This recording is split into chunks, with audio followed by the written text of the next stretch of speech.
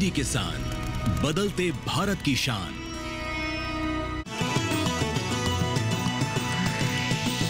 DD किसान, बदलते भारत की शान।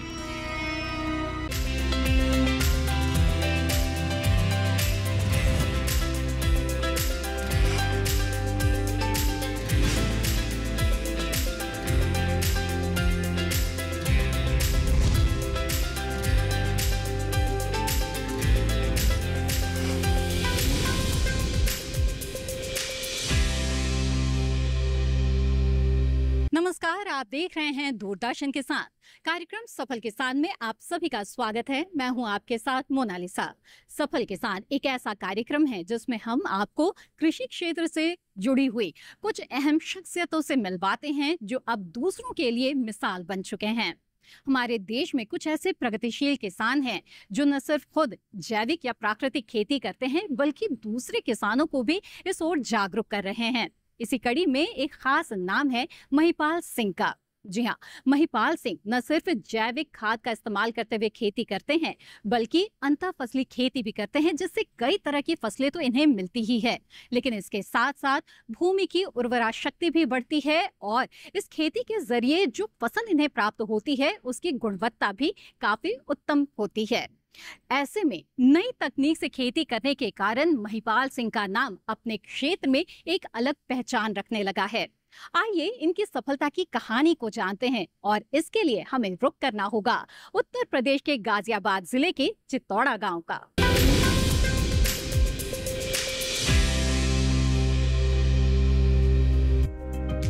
देश की राजधानी दिल्ली से सटा गाजियाबाद प्रगति की ओर तेजी से बढ़ रहे किसान और खेती में उत्तम तकनीक का समावेश। दिल्ली से सटे गाजियाबाद के किसान खेती बाड़ी के मामले में तेजी से आगे बढ़ रहे हैं। गंगा नहर के किनारे बसे होने के कारण यहाँ सिंचाई के लिए किसानों को पर्याप्त पानी मिलता है। खेतों में फसलें भी प्रचुर मात्रा में उगाने में किसानों को महारत हासिल है, लेकिन यहाँ के किसान अपनी सेहत के प्रति जागरूक हैं। इसी जागरूकता की वजह से किसान खेतों में रासायनिक उर्वरकों की जगह जैविक उर्वरकों का प्रयोग कर जैविक उत्पादों को उगाना बेहतर मानते हैं। जैविक और प्राकृतिक उत्पाद मानव स्वास्थ्य को बेहतर रखने के अलावा खेत की उर्वरा शक्ति को बनाए रखने में मददगार होते हैं। इसे जानकर महिपाल सिंह जैविक खेती कर रहे हैं। फार्म का काम संभालने वाले महिपाल सिंह अपनी खेती के बारे में कहते हैं। मेरा यहाँ एक फार्म है अपना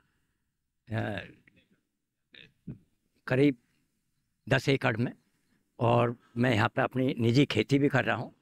और मैं ऑर्डिनेंस फैक्ट्री मुरादनगर में जूनियर वर्क्स मैनेजर के पोस्ट से रिटायर हूँ। और मैं वहाँ पर भी मैं पहले मेटलर्जी का डिप्लोमा करके आया और ऑर्डिनेंस फैक्ट्री मुरादनगर में पोस्ट हो गया। उसके बाद वहाँ एक फार्मिंग था 100 एकड़ का, उस पर भी मैं मैनेजर रहा 16-17 साल के करीब। और वहाँ पे भी मैंने जो है खेती की है सारी, और वहाँ तरह तरह की फसलें उगाई। अरहर के बाद उसके बीच में मूंग बोई, और धान वहाँ एक से एक अच्छे धान बोए हमने। और उसके बाद वहाँ गन्ने की खेती ना होकर वहाँ गेहूँ की और सरसों की खेती होती थी, जो मैंने बराबर 16 साल लगातार वहाँ पे कराई और उस फार्म को बहुत ज़्यादा प्रॉफिट में लेकर गया। उसके बाद मैं रिटायर होकर आया हूँ, 2008 में मैं रिटायर हो गया। अब मैं अपनी निजी फार्म देख रहा हूँ।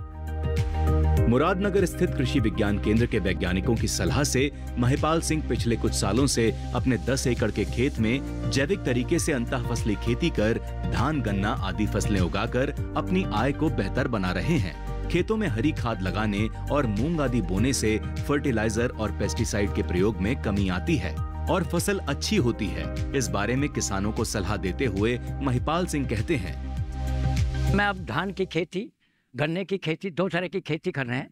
और उसके खेती के बीच में हम अभी जैसे हमने धान की खेती बोई है, उसके पहले हमने उसमें ढैंचा लगाया, उसमें हरी खाद का वो दिया और उसमें कल्टीवेशन करके हरी खाद तब धान लगाए। तो उसमें जो है हमें कम फर्टिलाइज़र और कम पेस्टिसाइड और ये सब चीज़ लगाने की कम ज़रूरत पड़ी और धान हमारा आगे ही बढ़ रहा है। और उसमें हमें ज़रूरत पड़ी थोड़ा बहुत, जैसे कहीं इंसेक्टिसाइड या थोड़ा पेस्टिसाइड हल्का सा और थोड़ा ही फर्टिलाइज़र में उसकी फसल अच्छी हो रही है।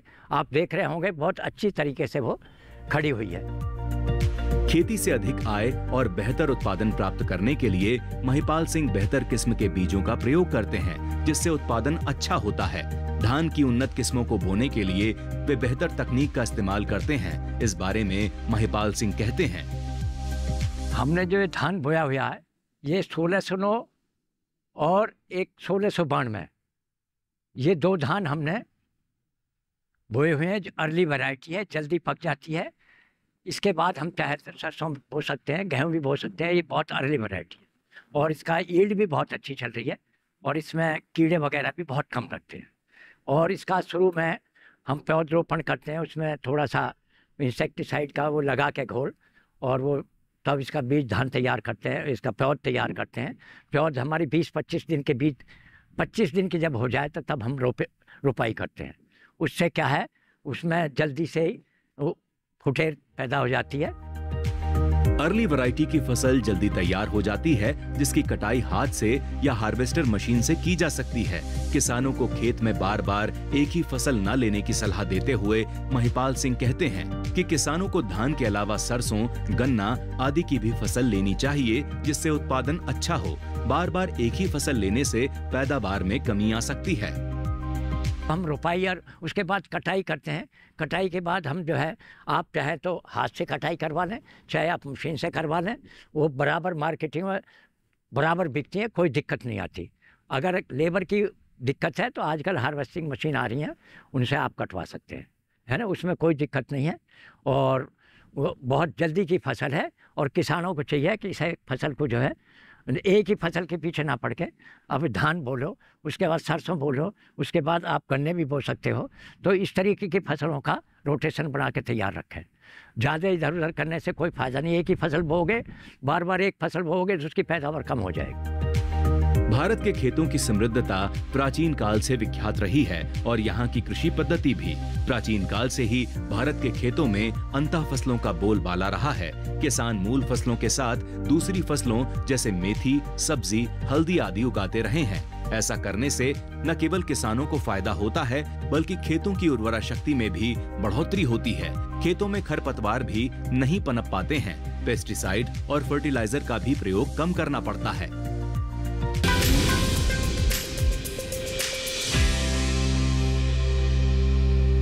किसान महिपाल सिंह की खेती के बारे में आपको कुछ और महत्वपूर्ण बातें बताएंगे, साथ ही कृषि विज्ञान केंद्र की इसमें भूमिका के बारे में भी बताएंगे। लेकिन एक छोटे से ब्रेक के बाद आप बने रहें दूरदर्शन किसान पर।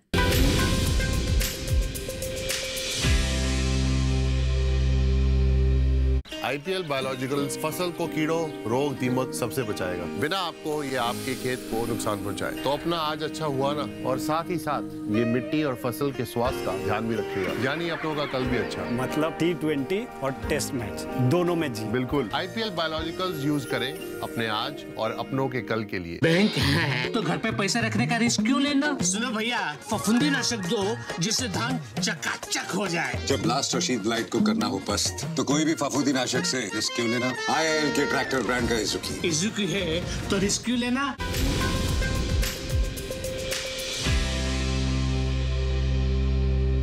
ब्रेक के बाद आप सभी का फिर से स्वागत है। आप देख रहे हैं कार्यक्रम सफल किसान। आइए अब जानते हैं महिपाल सिंह द्वारा की जाने वाली धान की खेती के बारे में। साथ ही आपको ये भी बताते हैं कि कृषि विज्ञान केंद्र की तरफ से इन्हें इस क्रम में किस तरह की मदद मिली।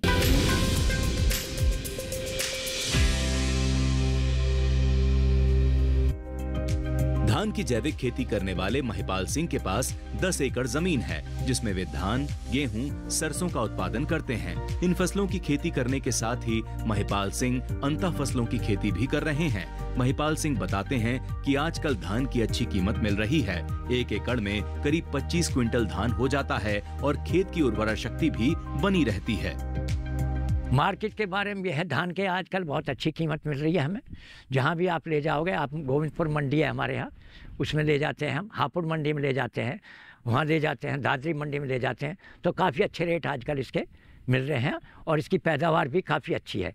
इसमें कम से कम 4-5 क्विंटल 25 क्विंटल जो है 1 एकड़ में हो जाती है। तो इसलिए किसानों को ये अच्छा फ़ायदे का सौदा है। और आजकल जो है कोई ऐसी इसमें दिक्कत नहीं है और रोपाई भी बड़े आराम से हो जाती है, कोई ऐसा नहीं है ना। इसलिए धान की फसल पे आप जो है कोई ऐसी वो नहीं है, ज़्यादा खाद भी नहीं जरूरत पड़ती इसमें और ज़्यादा इसकी ताकत भी खर्च नहीं होती इसमें, खेत की जो है उर्वरा शक्ति बनी रहती है। धान आदि फसलों के उत्पादन के लिए मुरादनगर के कृषि विज्ञान केंद्र के प्रभारी खेतों पर जाकर किसानों को सलाह देते रहते हैं। इसी सलाह के तहत महिपाल सिंह ने खेत के चारों ओर हल्दी की खेती कर रखी है, जिससे उनके खेत में इंसेक्ट का प्रकोप कम होता है। हल्दी से उन्हें अतिरिक्त आमदनी भी हो जाती है। गाजियाबाद डिस्ट्रिक्ट के अंदर मुरादनगर में कृषि विज्ञान केंद्र भी है, जो उनके प्रभारी बराबर हमारे फार्म पे भी आते हैं और हम लोगों को काफ़ी सलाह भी देते हैं। वो अगर हमको ऐसा करने से हमें ये फ़ायदा होगा, ऐसा करने से ये फ़ायदा होगा, और काफ़ी हम उनसे सलाह भी लेते रहते हैं। अभी उन्होंने एक सलाह दी है, अगर आप धान के खेतों के चारों तरफ हल्दी के पेड़ लगाइए, उससे क्या होगा, एक तो उसमें इंसेक्ट कम लगेंगे, दूसरा खरपतवार भी कम ही होएगी उस साइड में, तो उससे क्या है हमारी फसल पे बहुत अच्छा असर पड़ता है। और वो हल्दी जो है एक बहुत अच्छी चीज़ है, वैसे भी कॉस्टली चीज़ है और वो थोड़ा ज़्यादा स्थान भी नहीं घेरती, आप चारों तरफ मेड़ पर लगा सकते हैं। उसमें क्या है हमारे कीड़े कम लगेंगे हमारी फसल में और हमें उसका हल्दी मिलने का भी बहुत बड़ा फ़ायदा होगा, जो बहुत कीमत की बनती है। तो इसलिए चारों तरफ हल्दी भी लगाएं धान के खेतों की तरफ, और उससे जो है कीड़ा बहुत ही कम आएगा खेत की तरफ। तो ये भी हमें कृषि विज्ञान केंद्र के प्रभारी ने हमें सलाह दी, जिससे हम खेत में हमने हल्दी लगा रखी है आजकल, और वो हल्दी जो है बहुत ही अच्छा रिजल्ट दे रही है। 2 साल से मैं धान के खेतों के चारों तरफ लगा रहा हूँ। धान के अलावा महिपाल सिंह ने गन्ने की फसल भी लगा रखी है, जिसके बीच में वे मेथी व मूंग की भी उपज कर लेते हैं। मेथी की खेती करने से उनके खेतों को नाइट्रोजन की अधिक जरूरत नहीं पड़ती। खेती में कोई समस्या आने पर महिपाल सिंह किसानों को केवीके से सलाह लेने की सलाह देते हैं। इस बारे में महिपाल सिंह कहते हैं, अभी मैं थोड़ा गन्ने के बारे में भी आपको कुछ थोड़ा सा बताऊंगा। आप देख रहे होंगे गन्ना कितने अच्छे उसमें खड़ा हुआ है। गन्ने में हमें प्रभारी ने, जो कृषि विज्ञान केंद्र के प्रभारी हैं, उन्होंने सलाह दी कि आप पहले मेथी बोइए खेत में, और मेथी जब वो आप चाहें तो पका लें, बहुत कॉस्टली चीज़ है।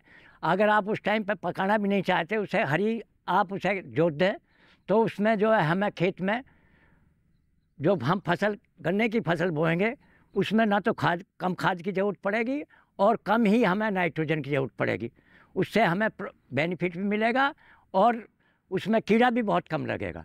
हमें इंसेक्टिसाइड भी कम लगाने की ज़रूरत पड़ती है और उसकी फसल जो है अलग ही दिखाई देगी। आप जो कितनी डाई और फास्फेट लगाते हो और यूरिया लगाते हो, नाइट्रोजन लगाते हो, उसकी भी बहुत कम ज़रूरत रहती है और उसकी पैदावार जो है उससे डॉडी हो जाती है। जो इतने हम खाद वो लगाते हैं उससे डॉडी पैदावार होएगी उसकी फुटेर ज़्यादा होती है, वो ज़्यादा ब्याज बढ़ाती है।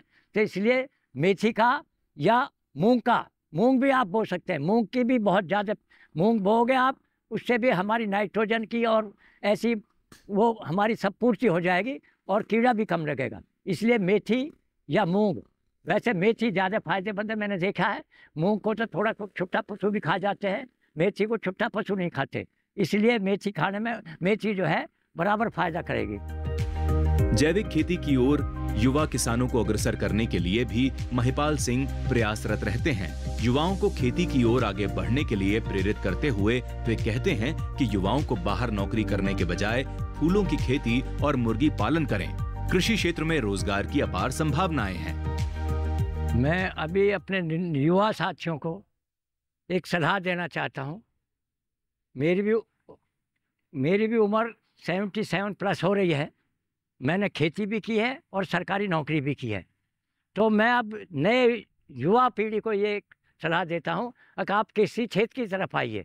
आजकल ये कृषि क्षेत्र बहुत ही लाभदायक वो है और इसमें बहुत ही वे अपार संभावना है। आप जो है उसमें काफ़ी कुछ अपने को आगे बढ़ा सकते हो।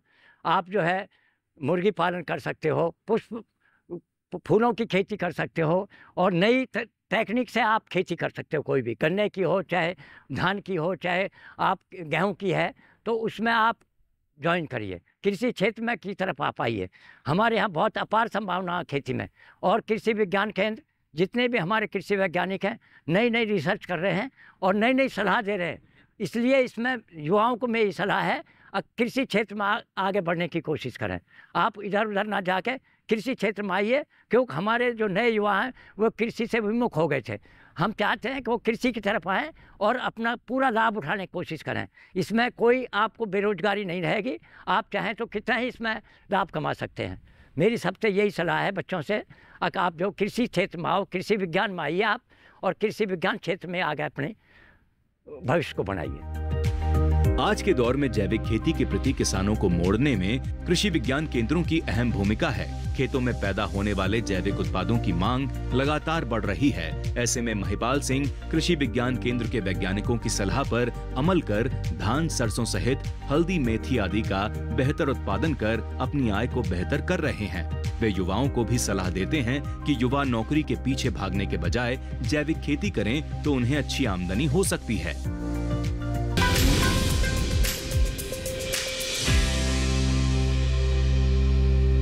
जैविक खेती आज समय की मांग है। इसे प्रोत्साहन देने में कृषि विज्ञान केंद्र के वैज्ञानिक किस तरह की भूमिका निभा रहे हैं, बताएंगे आपको एक छोटे से ब्रेक के बाद। आप बने रहें दूरदर्शन किसान पर।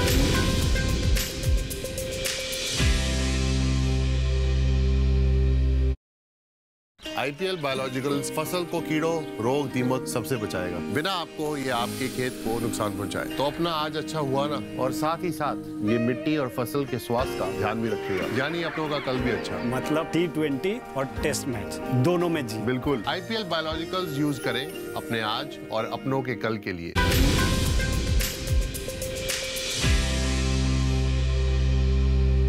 ब्रेक के बाद आप सभी का फिर से स्वागत है। आप देख रहे हैं कार्यक्रम सफल किसान। महिपाल सिंह के साथ साथ देश के कई और किसानों को जैविक खेती से जोड़ने के लिए और उन्हें प्रोत्साहित करने के लिए कृषि विज्ञान केंद्र के वैज्ञानिक लगातार प्रयासरत है। उनके प्रयासों के बारे में जानने के लिए आइए खुद कृषि विज्ञान केंद्रों के वैज्ञानिकों से मिलते हैं।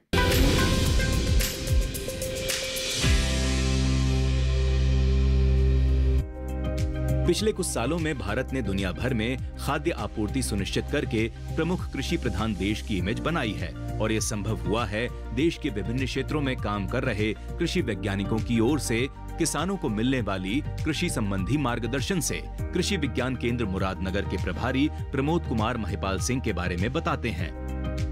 हमारे महिपाल सिंह जी पहले नौकरी करते थे, और नौकरी के पश्चात इन्होंने अपनी पुश्तैनी जमीन में खेती के नए नए मॉड्यूल को कृषि विज्ञान केंद्र के तकनीकी ज्ञान से विकसित किया।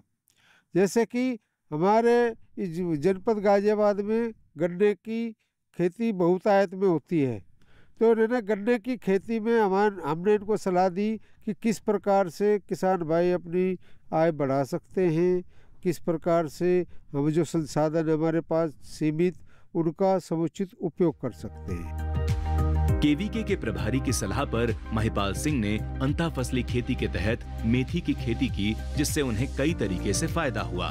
महिपाल सिंह युवा किसानों को अपने खेत में लाकर जरूरी जानकारी देकर उन्हें खेती के लिए प्रेरित करते हैं। उनको हमने सलाह दी कि आप जो है अंतः फसली गन्ने में पद्धति अपनाएं।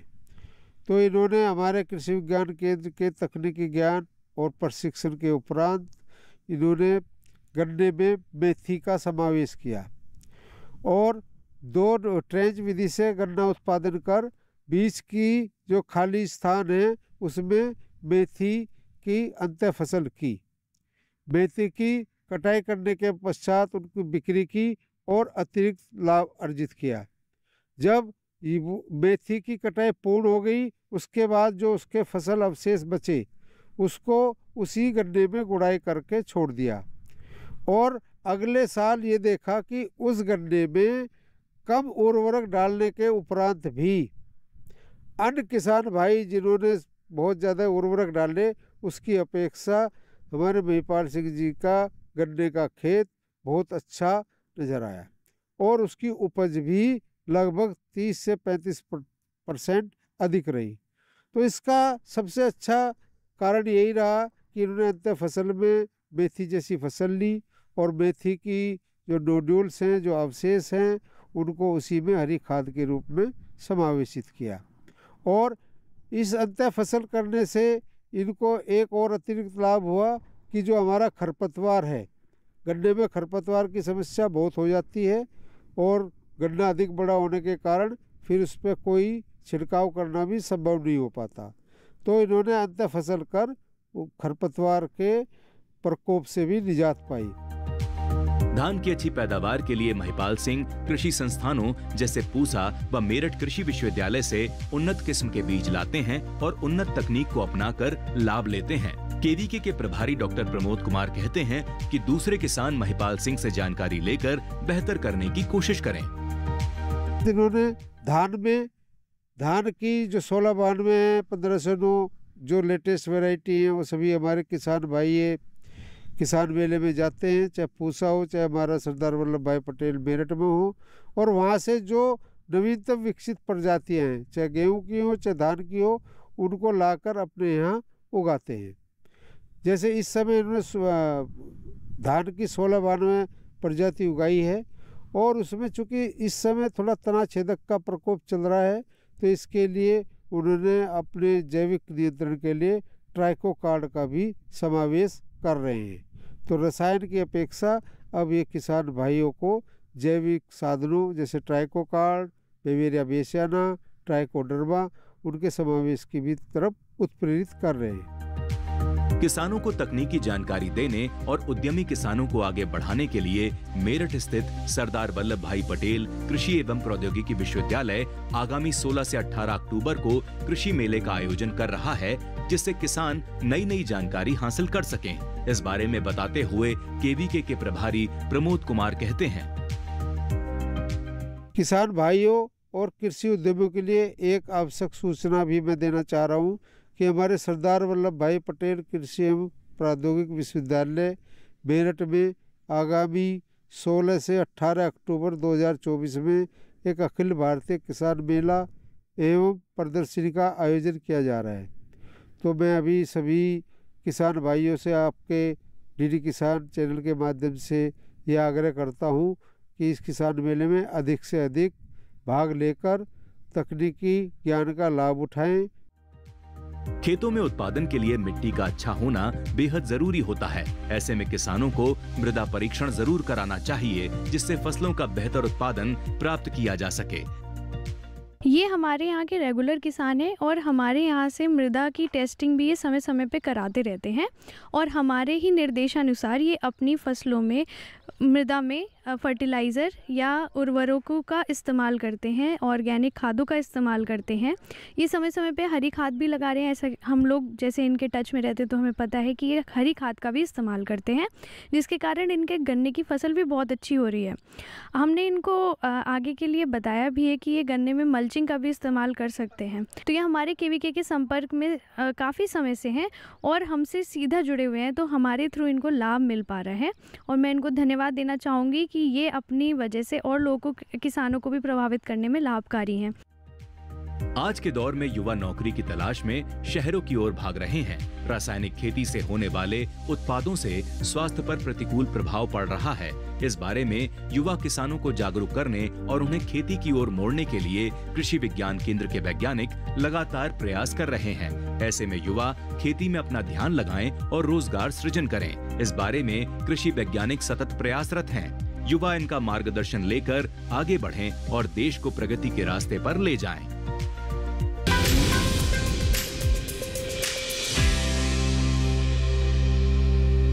उम्मीद है किसान महिपाल सिंह की सफलता को देखते हुए आपने भी ये जरूर माना होगा कि अब रसायन युक्त खेती को छोड़ने का समय आ गया है और रसायन मुक्त खेती को अपनाना होगा। हमें उम्मीद है कि सफल किसान कार्यक्रम के जरिए ये जो महत्वपूर्ण जानकारियां आपको दी जा रही है, ये आपके जरूर काम आ रही होंगी। कार्यक्रम के बारे में अपने विचार आप हमारे साथ जरूर साझा करें। आप हमें पत्र लिख सकते हैं। हमारा पता है सफल किसान, कमरा नंबर 77, CPC दूरदर्शन खेलगांव, नई दिल्ली 110049। आप हमें ईमेल भी भेज सकते हैं। हमारा ईमेल आईडी है safalkisandd@gmail.com। इसी के साथ सफल किसान की आज की कड़ी में बस इतना ही। हमें दीजिए इजाजत। आप बने रहें दूरदर्शन किसान पर। नमस्कार।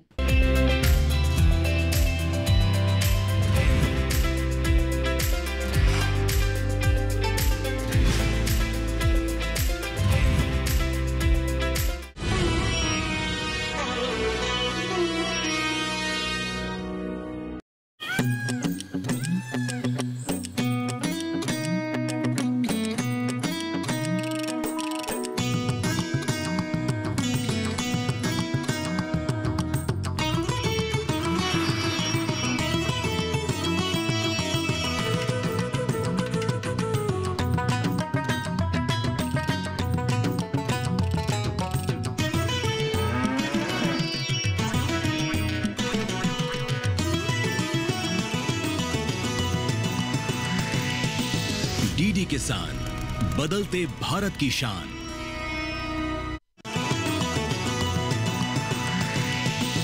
डीडी किसान, बदलते भारत की शान।